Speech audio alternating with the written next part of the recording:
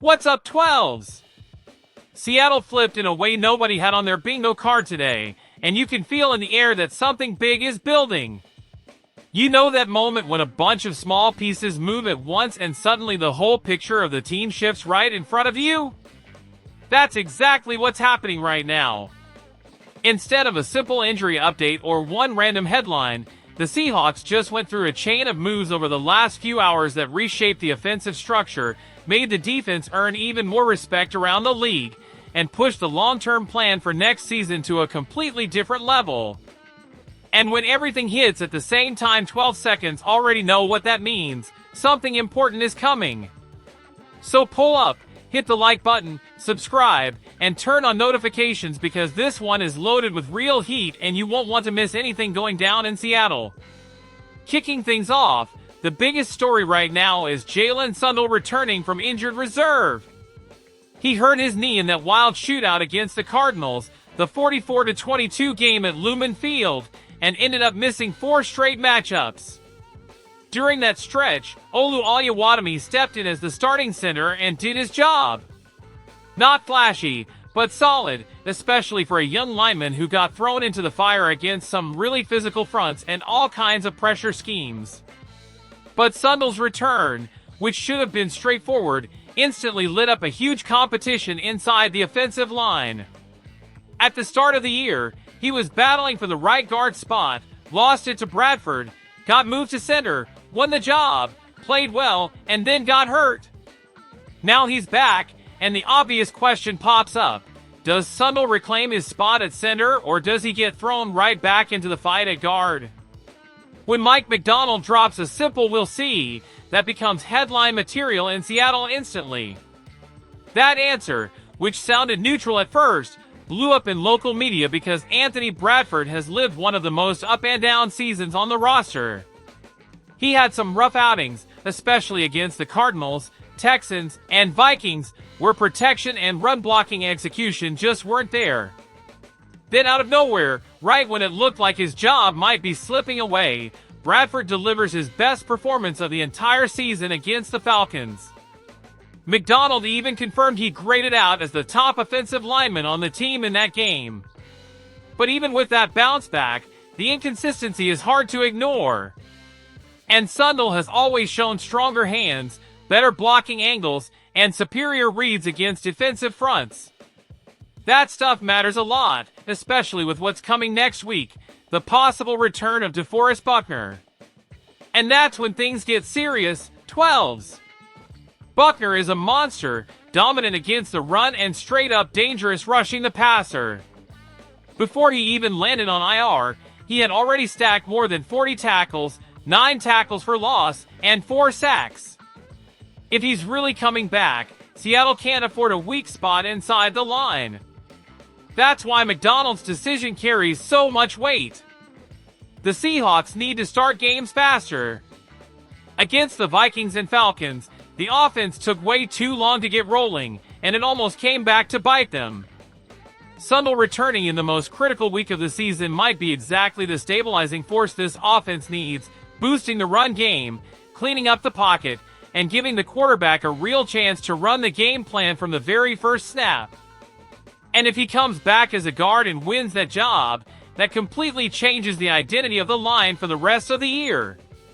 While the OL is going through this intense internal battle, the Seattle defense is witnessing something rare. Nick Emenwari just put together one of the most ridiculous rookie performances we've seen in years, maybe in the entire league. It's honestly hard to describe what he does on the field because he doesn't fit into one position. Safety, linebacker, nickel, edge, sometimes it feels like he's all of them at once. Macdonald and Aiden Durd figured out exactly how to unleash that hybrid skill set and unlocked a level of play that's just crazy. And the numbers show it better than anything. According to NFL research, there is only one player in the entire league this season who recorded a sack, a tackle for loss, a QB hit, and a blocked field goal. And that player is Emenwari. And here's the kicker. He did all of that in one single game against the Falcons. On top of that, he stacked 6 tackles, 2 more TFLs, an interception, a pass breakup, and still blocked a kick. It's unreal. And it becomes even more absurd when you remember he missed time early in the season because of that ankle issue.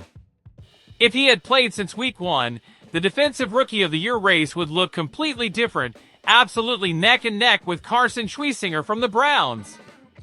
Even so, he's now officially on the league's radar, and nobody has any doubt left. Seattle nailed it when they traded up in the second round to get him.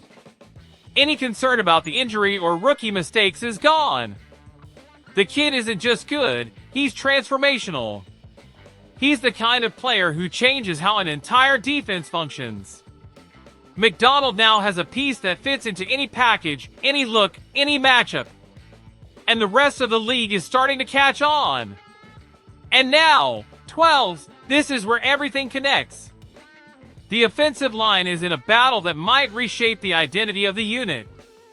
The defense just found a rare talent who can take over games by himself. And all of that ties directly into the future. In Trevor Sikkema's latest PFF mock draft, the Seahawks show up at 10-3 with the 29th pick. That means no rebuild, no panic. It's fine-tuning. It's precision.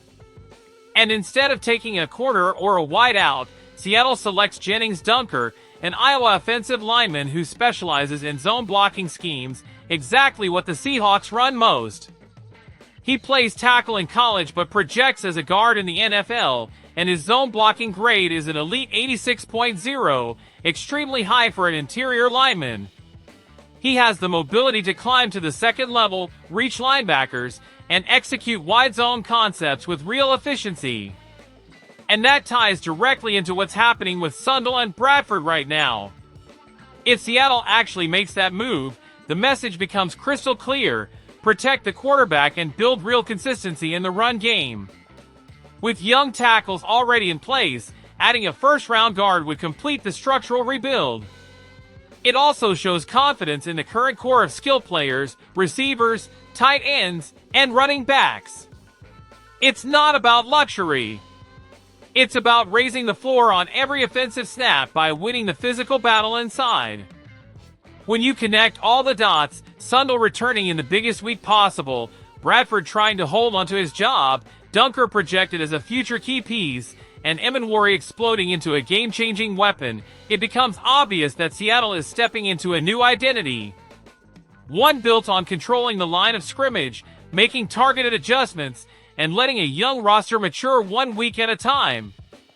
It feels like the present and future are aligning with rare precision. And that 12s is the kind of moment that defines entire seasons. Now I want to hear from you. What part of this whole storm really hit you today? The heated battle in the offensive line that could reshape the entire attack? The rookie blowing everything up and looking more and more like a rising star? Or that feeling that the Seahawks are flipping a giant switch and gearing up for something bigger than anyone expected? Drop it in the comments. This kind of conversation is what makes this channel special. And of course, hit the like button, leave a comment, subscribe, and turn on the bell, because it helps the channel grow and pushes this content to even more die-hard fans like you. We're on the road to 2,000 subscribers, and you're part of it. Thanks a ton for sticking with me to the end. Let's show the league what this fan base is made of 12s. Go Hawks!